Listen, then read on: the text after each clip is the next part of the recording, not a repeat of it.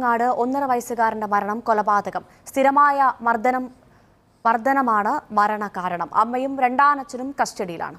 അമൃത മുരളി വിവരങ്ങളുമായി ചേരുന്നു. അമൃത, നിരന്തരമുള്ള മർദ്ദനം തന്നെയാണ് ഈ കുഞ്ഞിന്റെ മരണത്തിലേക്ക് കൊണ്ടെത്തിച്ചത് എന്നുള്ള വിവരങ്ങളാണ് ഇപ്പോൾ പുറത്തുവരുന്ന ഞെട്ടിപ്പിക്കുന്ന വേദനിപ്പിക്കുന്ന വിവരമാണ്.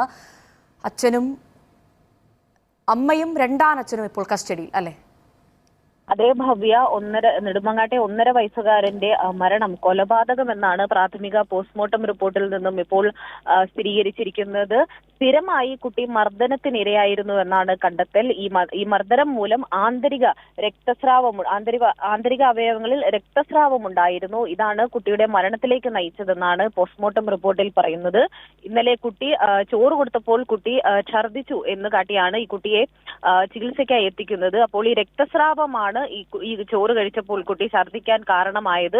ഈ നേരത്തെ തന്നെ ഈ അമ്മയുടെ പങ്കാളിയായിട്ടുള്ള അഷ്കർ 1.5 വയസ്സുകാരനായിട്ടുള്ള അർഷിദിനെ മർദ്ദിക്കുമായിരുന്നു. ഈ മർദ്ദനം മൂലമാണ് രക്തസ്രാവം ഉണ്ടായത്. കഴിഞ്ഞ 1 മാസമായി അർഷിദും അതുപോലെ അമ്മ അഖിലയും അഷ്കറിനൊപ്പമായിരുന്നു താമസിച്ചിരുന്നത്. അതിനു മുൻപ് ഈ അഖിലയുടെ അമ്മയ്ക്കൊപ്പമായിരുന്നു കുട്ടി താമസിച്ചിരുന്നത്. ആ സമയത്തൊന്നും കുട്ടിയുടെ ദേഹത്ത് മർദ്ദനമേറ്റ പാടുകളോ മറ്റൊന്നും തന്നെ ഉണ്ടായിരുന്നില്ല.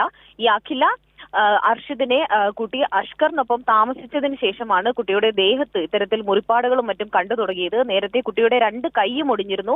കുട്ടി കളിച്ചപ്പോൾ വീണതെന്നായിരുന്നു അത് പറഞ്ഞിരുന്നത്. പക്ഷേ ഈ അമ്മയുടെ പങ്കാളിയാണ് കൈ തല്ലിയൊടിച്ചത് എന്നാണ് ബന്ധുക്കൾ സംശയിക്കുന്നത്. അതുപോലെ തന്നെ ഇപ്പോൾ ഇന്ന് കുട്ടിയുടെ മൃതദേഹം പരിശോധിച്ചപ്പോൾ മൃതദേഹത്തിലും നിരവധി മുറിപ്പാടുകൾ കണ്ടെത്തിയിരുന്നു. പൊള്ളലേറ്റതുപോലുള്ള പാടുകൾ ഉണ്ടെന്നാണ് കുട്ടിയുടെ അച്ഛന്റെ അച്ഛൻ, അതായത് അഖിലയുടെ ആദ്യ ഭർത്താവിന്റെ അച്ഛൻ സുനിൽകുമാർ നമ്മളോട് പറഞ്ഞിരുന്നത്. അത്തരത്തിൽ സിഗരറ്റ് കൊണ്ട് പൊള്ളിച്ചതുപോലുള്ള പാടുകൾ ഉണ്ടായിരുന്നു എന്നാണ് കുട്ടിയുടെ അച്ഛന്റെ അച്ഛൻ നമ്മളോട് പറഞ്ഞത്. അത്തരത്തിൽ ഈ 1.5 വയസ്സുകാരൻ വളരെ ക്രൂരമായ മർദ്ദനത്തിന് കഴിഞ്ഞ ഒരു മാസമായി ഈ 1.5 വയസ്സുകാരൻ വളരെ ക്രൂരമായ ഉപദ്രവത്തിന് ഇരയായിരുന്നു എന്നാണ് ഇപ്പോൾ മനസ്സിലാക്കുന്നത്. നിലവിൽ അഷ്കറിനെയും അതുപോലെ അഖിലയെയും ചോദ്യം ചെയ്യലിനായി പോലീസ് കസ്റ്റഡിയിൽ